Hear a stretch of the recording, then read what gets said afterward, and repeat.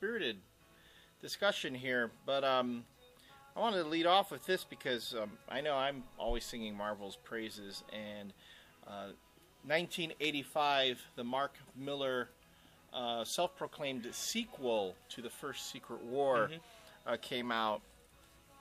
And I understood what the concept behind 1985 was. For those of you who don't know, it's basically the Marvel villains come to our world, the real world, and Earth Prime, I guess, in DC terms, and wreak havoc on us.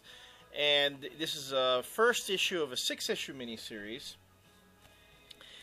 And I just don't get it, because, I was all on board with this concept, but this comic book spends 1, 2, 3, 4, 5, 6, 7, 8, 9, 10, 11, 12, 13, 14. If you're getting bored with me counting this right now, imagine reading it.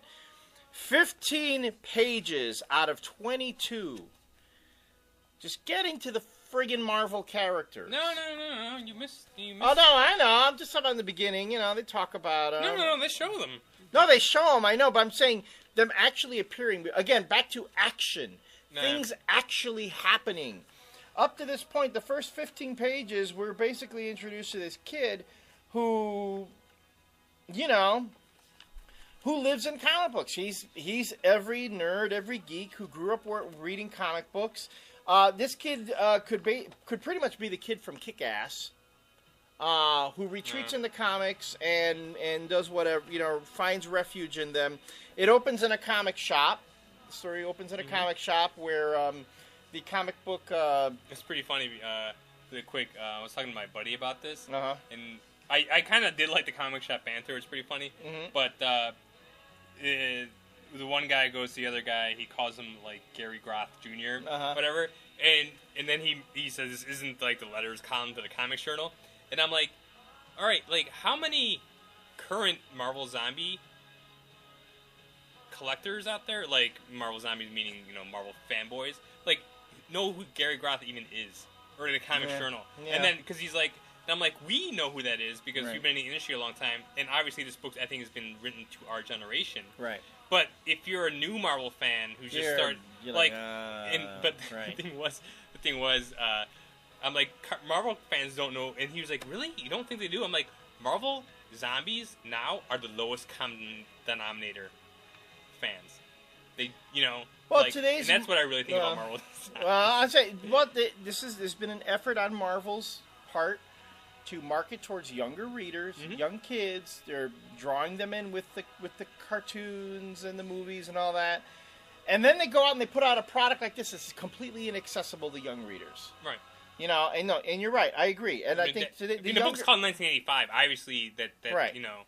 So, but in any case, I wanted to like this book. I really wanted to like this book. But I just got it just got so tedious in the middle of it, and now it's like every single cliche of a kid who reads comic books is in this, and because we didn't get enough of that in Kick-Ass. Yeah, because we didn't get enough of it in Kick-Ass, and because we don't. I know Mark Millar's putting in because then all the kids, if you read comic books, you're going to relate to this kid and blah blah blah blah blah. You know what? Give me Goonies then. If you want to give me kids I can relate to, give me some interesting story and some stunning visuals and so on.